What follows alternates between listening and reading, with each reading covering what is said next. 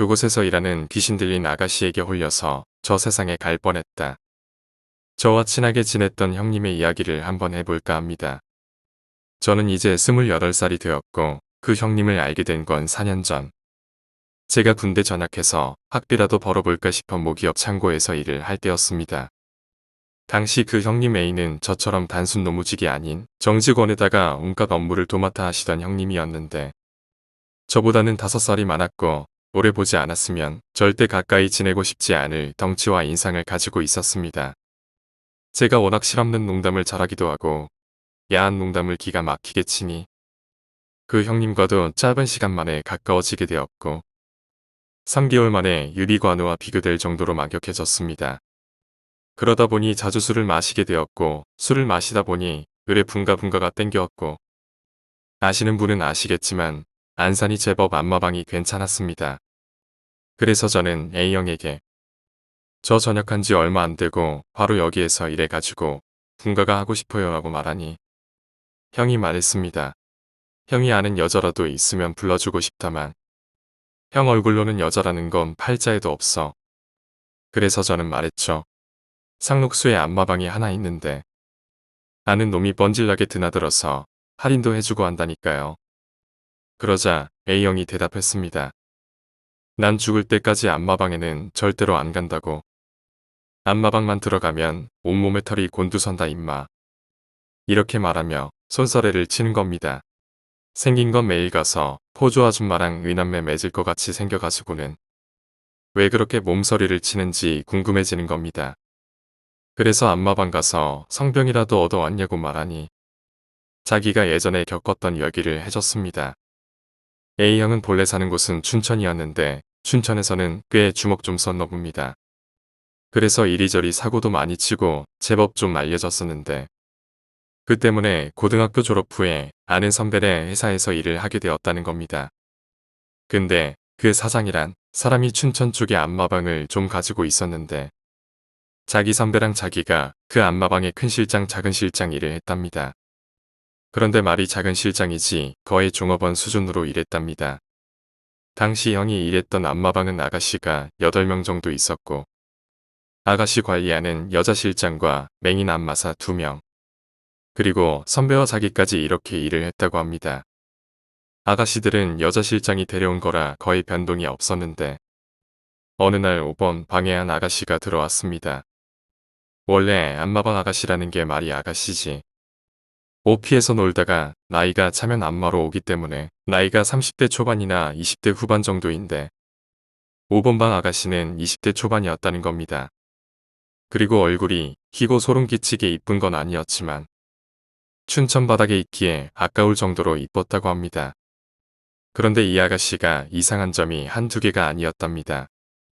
손님이 서비스를 받고 나오면 아가씨들은 원피스나 옷 같은 걸 챙겨 입는데 이상하게 그 아가씨는 형이 비품 등을 가지러 들어갈 때까지도 옷을 안 입고 멍하게 배시시 웃고 있었다는 겁니다. 그래서 그거 또라이 아니냐고 물었더니 말수는 없었는데 약간 느리게 말하면서 말하는 게 기분을 좀 야릇하게 만들었다 뿐이지 완전 정상인이었다는 겁니다. 그리고 다른 한 가지는 여자들 한 달에 한 번 오는 그거 있지 않습니까? 아가씨들도 당연히 여자인지라 마법일이 오면 일을 안 하는데 그 아가씨는 한 달에 딱 하루 쉬고 계속 일을 나왔다는 겁니다. 당시 형은 여자 생리에는 문외한이었고 여자 실장이나 선배의 선배인 큰 실장은 맨날 손님이랑 히덕거리거나 맨날 어디 싸돌아 댕기니 전혀 이상하게 생각하지도 않았다는 겁니다.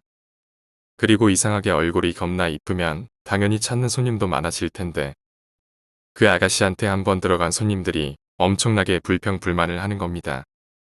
그러던 어느 날 5번 방 아가씨가 일한 지 한 달이 좀 넘었을 때입니다. 형네 안마방 단골 중에 사채업자가 있었는데 일주일에 한 번 정도는 꼭 와서 실장들이랑 커피도 마시면서 노가리도 까고 자기한테 올 때마다 3만 원 정도 팁을 찔러줬다고 합니다. 정말 돈을 물 쓰듯이 쓴다는 걸 몸소 보여줬다고 말하는 걸로 볼 때 엄청나게 돈이 많았나 봅니다. 그런데 이 사채업자가 5번 방 아가씨에게 빠진 겁니다. 그러더니 일주일에 한 번 정도 오던 횟수가 매일매일 오게 되고 6시간분을 지불하고 그 아가씨와 함께 있었다는 겁니다.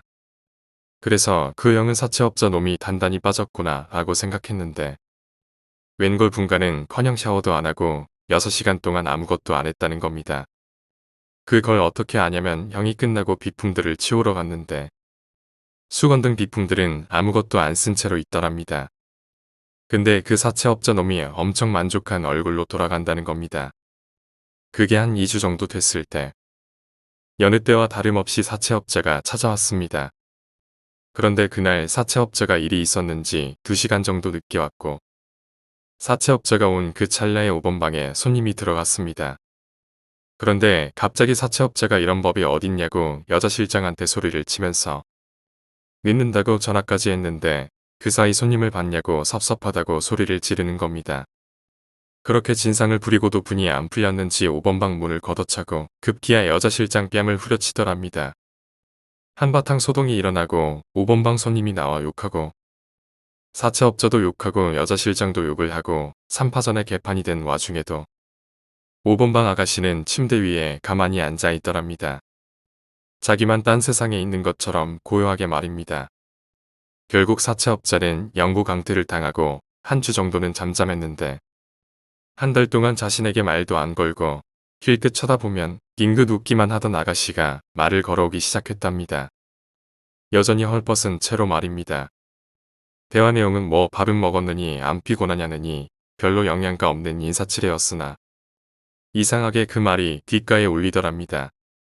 하지만 자신의 선배이자 큰 실장이라고 불리우는 사람이 아가씨한테 수작 부리거나 뻘짓하면 제명에 못 설 줄 알라고 협박을 했기 때문에 그냥 예 아니요 정도로만 대답했답니다. 근데 날이 가면 갈수록 이 아가씨가 점점 대담해지더랍니다. 자기 얼굴을 쓰다듬거나 배가 튀어나온 게 귀엽다면서 배를 만지거나 티셔츠 안에 발을 넣고 부비적댄다 던지 말입니다. 이 형도 엮여봤자 좋을 거 없고 괜히 건드렸다간 피본다라고 자신을 다스리며 견뎠건만 참다 폭발을 해버립니다. 평일이던 주말이던 남성의 분가욕은 끝이 없지만 그날만큼은 이상할 정도로 손님이 없더랍니다. 그래서 여자 실장이 아가씨 3명만 남겨놓고 다 퇴근시키고 큰 실장이랑 새벽 3시경에 술이나 한잔하고 온다고 말하며 가게를 잘 보고 있으라고 하는 겁니다.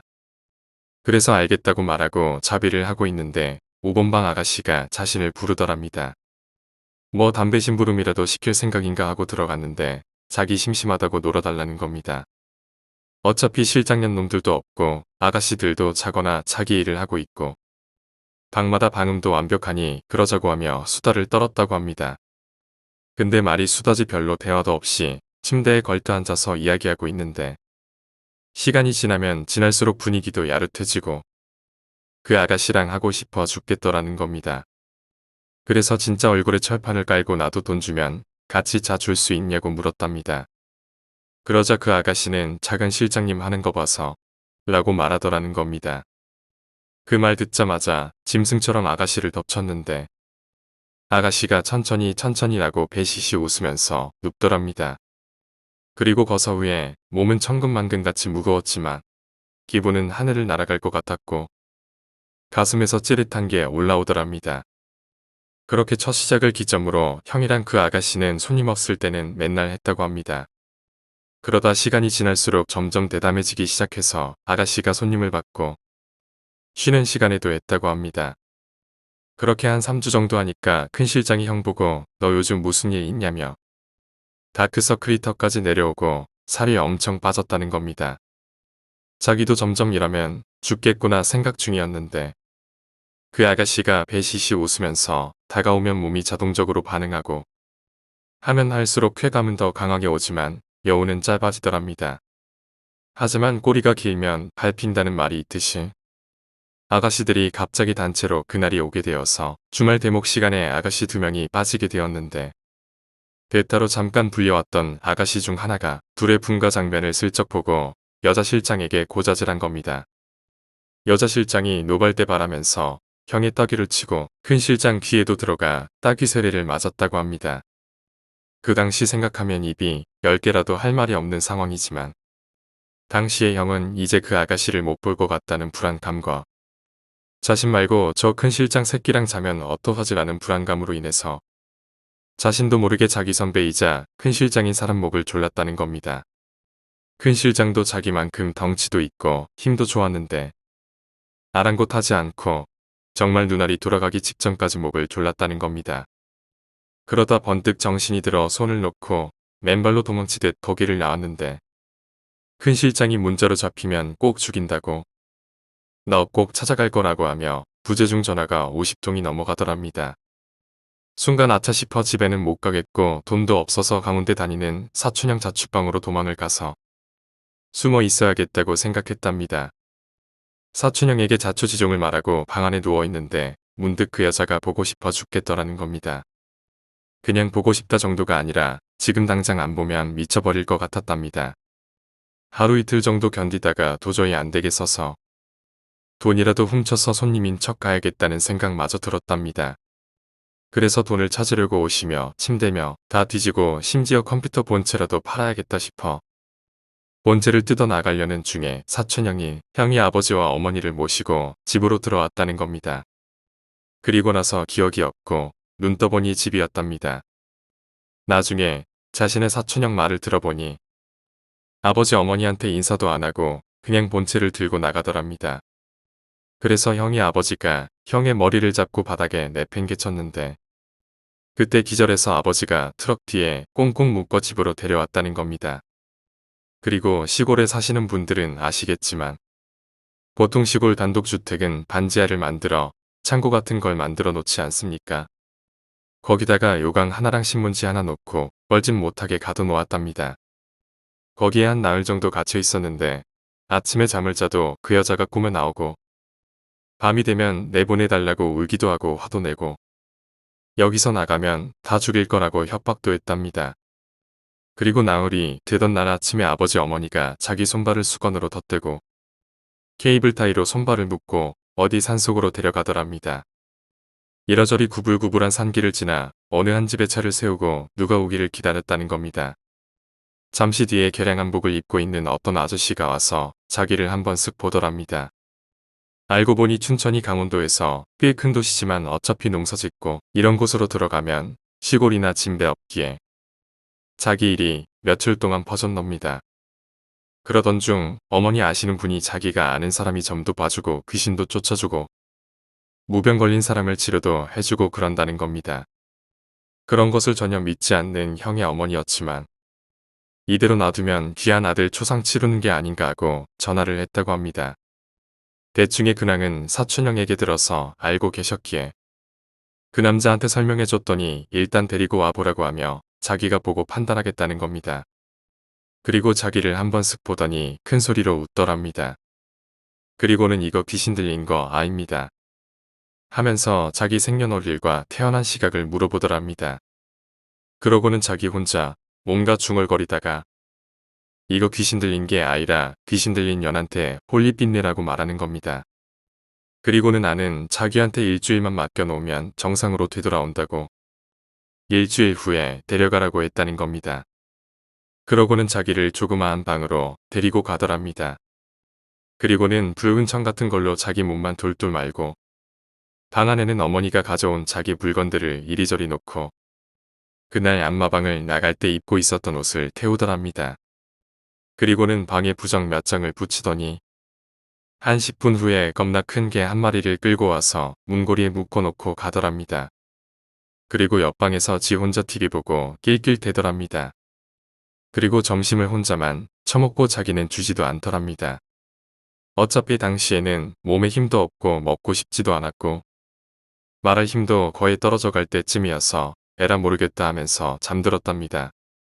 그런데 밤이 돼서 눈이 떠졌는데 눈 뜨자마자 걔가 귀신같이 자기를 쳐다보더랍니다. 그리고는 가만히 있으라는 눈빛을 막 주더랍니다. 낮에는 돌아다니고 별짓을 해도 지 할 일만 하던 놈이 갑자기 밤 돼서 눈 뜨자마자 쳐다보더랍니다. 평소 같으면 개든 호랑이든 상관 안 하고 그 여자 보러 가겠다고 했을 텐데 이상하게 주눅이 들더랍니다. 그래서 그날은 걔랑 눈싸움하면서 넘어가고 둘째 날이 왔습니다. 둘째 날 아침에 그 무당이 들어오더니 어제 붙였던 부적을 떼고 이러저리 살피고 또 웃고선 다른 부적으로 갈아 끼우더랍니다. 그리고는 주전자랑 물만 딱 주고 또다시 나가서 TV 보고 밥 먹고 드라마 보고 그러더랍니다. 그러기를 한 4일 정도 했을 때 배가 고파서 미치겠더랍니다. 근데 또 주전자만 놓고 나가려고 해서 형이 제발 밥 좀 달라고 배고파 죽겠다고 소리쳤답니다. 그 모습을 보고 무당이 웃으며 그 매구년한테 달라고 하지. 이제 그 매구년보다 밥이 더 보고 싶나? 라고 하는 겁니다. 형은 그런 거 모르겠고 일단 밥부터 달라고 했답니다. 무당이 잠시 나가더니 죽을 가져와 부적 같은 걸 태워서 먹으라고 줬답니다. 평소 같았으면 줘도 안 먹고 주먹으로 턱을 날려 냉장고를 털었겠지만 그럴 힘도 없고 사흘 만에 먹는 음식이라 얼른 한 그릇 비웠답니다. 그리고 저녁에는 엄청 질긴 녹에 있지 않습니까? 그걸 푹 고아서 부적을 태우고 먹으라고 주는 겁니다. 오래 푹 고아서 이미 지방은 없어지고 근육만 남아있는 닭이었지만 걔눈 감추듯 비우고 바닥에 드러누웠는데 잠이 솔솔 오더랍니다. 그러고 한숨 자자라는 생각에 잠들었는데 몇 시간 잔 것 같은데 엄마 아빠가 자기를 데리러 왔다고 문 앞에서 기다리고 있었다는 겁니다. 닭을 먹고 3일 동안을 내리 잠만 잤던 겁니다.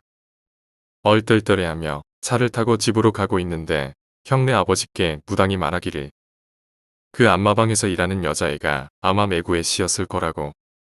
매구가 남자 양기 빨아먹는 여우인데 사람 몸을 빌려서 사람으로 태어난 거랍니다. 그래서 양기 덩어리인 자기를 엄청 맘에 들어 했을 거라고. 양기 다 빨렸으면 그냥 저승에 갔을 거라고 했지만 운 좋게 그 여자랑 일찍 떨어져 있게 되었는데 자기한테 온 거라고. 큰 개는 혹시라도 여우에 홀린 그 아가씨의 사념이 그 남자를 찾을까봐 못 나가게 묶어놨던 거라고 했죠. 그리고 자기가 방에 쓰고 음식에 타준 건 양기를 보호해주고 양의 기운을 더 늘려주는 부적인데 그 형 몸이 양기를 순식간에 빨아들여 일주일에 2번 갈아줘도 될 것을 4번이나 갈아서 돈이 더 많이 나왔다는 겁니다.